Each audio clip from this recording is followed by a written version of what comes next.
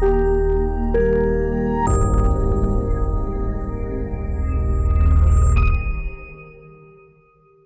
25 సంవత్సరాల్లో cancer treatments గణనీయంగా మారాయి. ఒకప్పుడు ఇన్‌క్యూరబుల్ క్యాన్సర్స్ ఇవాళ రోజున కంప్లీట్‌గా క్యూర్ అయిపోవటం చూస్తున్నాం. స్టేజ్ 4 క్యాన్సర్స్‌తో పేషెంట్స్ లాంగ్ టర్మ్ అవుట్‌కమ్స్ చాలా ఇంప్రూవ్ అవ్వటం చూసాం.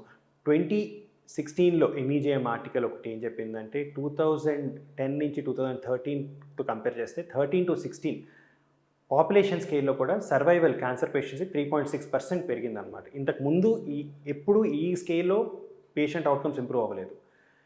ఇవన్నీ ప్రిడామినెంట్‌గా ఎర్లీ డయాగ్నోసిస్ వల్ల కావచ్చు, సర్జరీ టెక్నిక్స్ బెటర్ అవ్వడం వల్ల కావచ్చు. ఇదే కాకుండా advanced radiation techniques, advanced medicines అవైలబుల్‌గా ఉండటం వల్ల పేషెంట్స్ అవుట్‌కమ్ ఇంప్రూవ్ అవ్వడం చూస్తున్నాం. నెక్స్ట్ 20 ఏళ్లలో అసలు క్యాన్సర్ ట్రీట్మెంట్ ఎలా మారబోతుంది? క్యాన్సర్ పేషెంట్స్‌కి ఈ ట్రీట్మెంట్స్ అందుబాటులో ఉన్నాయా లేదా అనేది ఈ వీడియోలో మాట్లాడుకుందాం. సో 5 రకాలుగా క్యాన్సర్ ట్రీట్మెంట్స్ ఇంప్రూవ్ అవ్వటం చూస్తా ఉన్నామన్నమాట. ప్రధానంగా బయాప్సీ ఆర్ క్యాన్సర్ డిటెక్ట్ చేసే ప్రొసీజర్ కూడా ఇవాళ రోజున మారిపోతుంది. ఇది ఎలా అంటే లిక్విడ్ బయాప్సీస్ అనే ఒక కొత్త రకమైన టెక్నాలజీ వల్ల ఏమవుతుందంటే క్యాన్సర్ని ముందుగానే గుర్తించే అవకాశం ఉంది. కిందటి సంవత్సరం ఎన్ఈజీఎంలో ఒక ఆర్టికల్ వచ్చింది. కోలోన్ క్యాన్సర్ని కొల్నోస్కోపీ కంటే ముందు దశలో గుర్తించడానికి లిక్విడ్ బయాప్సీస్ సహకరిస్తున్నాయి అని చెప్పి. ఏంటి ఈ లిక్విడ్ బయాప్సీస్ అంటే క్యాన్సర్ బాడీలో ఒక పరిమితిని దాటి పెరగడానికి అది బ్లడ్ సప్లైకి తీసుకుంటుంది అనమాట. న్యూట్రిషన్కి కానివ్వండి, ఆక్సిజన్కి కానివ్వండి, దానికి బ్లడ్ సప్లై అవసరం. సో ఈ బ్లడ్ సప్లై తీసుకుంటున్న టైంలో కొన్ని క్యాన్సర్ మెటీరియల్, క్యాన్సర్ సెల్స్ కావచ్చు, క్యాన్సర్ సంబంధించిన మెటీరియల్ డిఎన్ఏ, ఎగ్జోసోమ్స్ ఇలాంటివి స్లిప్ అయ్యి బ్లడ్ సర్క్యులేషన్లో ఎంటర్ అవుతాయి అన్నమాట. లేటెస్ట్ టెక్నాలజీ ఈ లిక్విడ్ బయాప్సీస్లో ఈ క్యాన్సర్ ఎలిమెంట్స్ని డిటెక్ట్ చేసి క్యాన్సర్ బాడీలో ఏర్పడుతున్నప్పుడే గుర్తించే అవకాశాలు ఉన్నాయి. దీనివల్ల వచ్చే ప్రయోజనాలు ఏంటంటే క్యాన్సర్ని మనం ముందు దశలో గుర్తించగలుగుతాం. రెండోది క్యాన్సర్ బాడీలో ఏర్పడక ముందే స్క్రీన్ చేసే అవకాశాలు ఉన్నాయి. మూడోది క్యాన్సర్ ట్రీట్మెంట్ తీసుకుంటున్న పేషెంట్స్కి ట్రీట్మెంట్స్ రెస్పాన్స్ ఎలా ఉంది, ట్రీట్మెంట్ రెస్పాన్స్ ఎడిక్వేట్గా లేకపోతే ట్రీట్మెంట్స్ పెంచడం వల్ల క్యాన్సర్ తగ్గిందా లేదా, ఇంతకుముందు ఇది తెలుసుకోవడానికి CT scans, PET CT scans చేసేవాళ్ళం, దానివల్ల కూడా రేడియేషన్ వచ్చేది. ఈ లిక్విడ్ బయాప్సీస్ అనేది సింపుల్ బ్లడ్ టెస్ట్.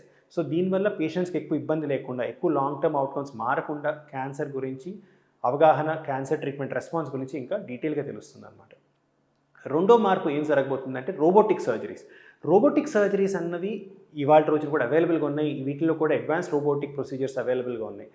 దీంట్లో ఏం చేస్తున్నాం అంటే ఎక్కడైతే యాక్సెస్ డిఫికల్ట్గా ఉండేది, సర్జరీ చేయడానికి కష్టపడటం, సూచర్స్ వేయడానికి కష్టపడటం, ట్యూమర్ బయటికి తీయడానికి ఇబ్బంది పడే సిచ్యువేషన్స్లో రోబోటిక్ సర్జరీస్ అందుబాటులో రావటం వల్ల ఆ డిఫికల్ట్ ఏరియాస్లో కూడా సర్జరీ చేయటం, దానివల్ల అవుట్కమ్స్ ఇంప్రూవ్ అవడం చూస్తాం. ప్రిడామినెంట్గా prostate cancer, oesophagus cancer, lung cancer, వీటిలో రోబోటిక్ సర్జరీస్ చేయడం వల్ల అవుట్కమ్స్ ఇంప్రూవ్ అవడం, పేషెంట్ రికవరీ చాలా ఫాస్ట్గా ఉండడం చూస్తున్నాం అనమాట.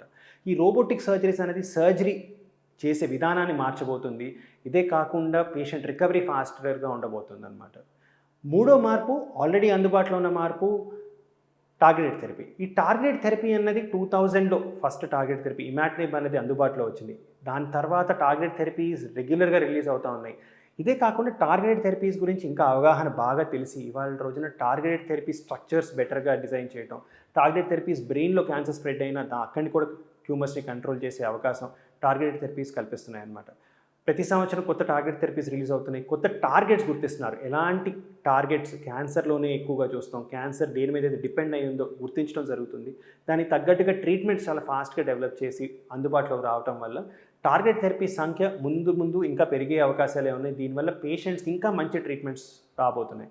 టార్గెట్ థెరపీస్లో ఉండే ప్రత్యేకత ఏంటంటే క్యాన్సర్లో ఉండే కొన్ని లక్షణాన్ని టార్గెట్ చేయడం వల్ల క్యాన్సర్ మీద ఈ ప్రభావం ఎక్కువగా చూపిస్తాయి. నార్మల్ కణాల మీద ఎక్కువగా దీని సైడ్ ఎఫెక్ట్స్ రాకుండా నార్మల్ కణాలు హెల్దీగా ఉంటాయి.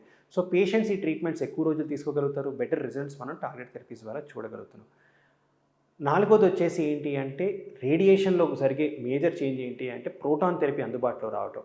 ఇండియాలో ఇవాళ రోజున ప్రోటాన్ థెరపీ కొన్ని సెంటర్స్లో ఉన్నాయి. ఏంటి ప్రోటాన్ థెరపీ, నార్మల్ రేడియేషన్కి ప్రోటాన్ థెరపీకి ఉండే డిఫరెన్స్ ఏంటి అంటే ప్రోటాన్ థెరపీ వల్ల ఇచ్చే రేడియేషన్ సైడ్ ఎఫెక్ట్స్ తగ్గుతాయి. బాడీలో ప్రోటాన్ వెళ్ళి ట్యూమర్ వరకే రేడియేషన్ డెలివర్ చేస్తుంది. నార్మల్గా ఇచ్చే రేడియేషన్ బాడీలోకి వెళ్ళి ట్యూమరే కాకుండా పక్కనున్న అవయవాలకు కూడా కొంచెం ఎఫెక్ట్ చేస్తుంది. కానీ ప్రోటాన్ థెరపీలో ఉండే ప్రత్యేకత ఏంటంటే ట్యూమర్ వరకే రేడియేషన్ డెలివర్ చేయడం వల్ల ఒకటి సైడ్ ఎఫెక్ట్స్ తగ్గుతాయి, రెండోది ట్యూమర్లో మనం రేడియేషన్ డోస్ పెంచుకుని ట్యూమర్స్ ఇంకా బెటర్గా కంట్రోల్ చేసే అవకాశాలు ఉన్నాయి.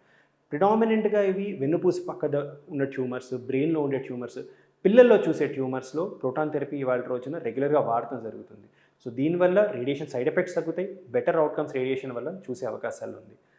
ఐదోది బయోలాజికల్ మిసైల్స్. బయోలాజికల్ మిసైల్స్ ఏం చేస్తాయంటే మిసైల్ లో ఉండే పదార్థం ఇక్కడ ఏంటి అంటే కీమోథెరపీ కావచ్చు, రేడియేషన్ కావచ్చు. కానీ అది నావిగేట్ చేసే పదార్థం ఏంటి అంటే టార్గెట్ థెరపీ లాగే ఉంటుంది. సో ఈ మోనోక్లోనల్ యాంటీబాడీస్ అన్నవి ఏం చేస్తాయి అంటే క్యాన్సర్‌ని గుర్తిస్తాయి. ఈ క్యాన్సర్‌ని గుర్తించిన తర్వాత ఈ మిసైల్ ఏం చేస్తుందంటే అక్కడికి వెళ్ళి కీమోథెరపీని కానీ, రేడియేషన్ కానీ సెలెక్టివ్‌గా క్యాన్సర్ వరకే రిలీజ్ చేస్తుంది. దీనివల్ల ఏమవుతుందంటే ట్యూమర్ వరకే ఈ కీమోథెరపీ ఎఫెక్ట్స్ ఉంటాయి. ట్యూమర్ వరకే రేడియేషన్ ఎఫెక్ట్స్ ఉండటం వల్ల సైడ్ ఎఫెక్ట్స్ చాలా తగ్గుతాయి. ట్యూమర్ బెటర్‌గా కంట్రోల్ అవుతుంది. లాంగ్ టర్మ్‌గా బెటర్‌గా ఈ రిజల్ట్స్ చూడటం జరుగుతుందనమాట. ఆల్రెడీ అందుబాటులో ఈ ట్రీట్మెంట్స్ ఉన్నాయి. కానీ రానున్న రోజుల్లో ఇంకా కొత్త కొత్త ట్రీట్మెంట్స్ యాంటీబాడీ డ్రగ్ కాంజుగేట్స్ కానివ్వండి, రేడియో లైగెండ్స్ కానీ మనకి అవైలబుల్‌గా ఉండబోతున్నాయి. క్లినికల్ ట్రయల్స్ కూడా చాలా సెంటర్స్‌లో ఓపెన్ అవుతున్నాయి వీటికి సంబంధించినవి.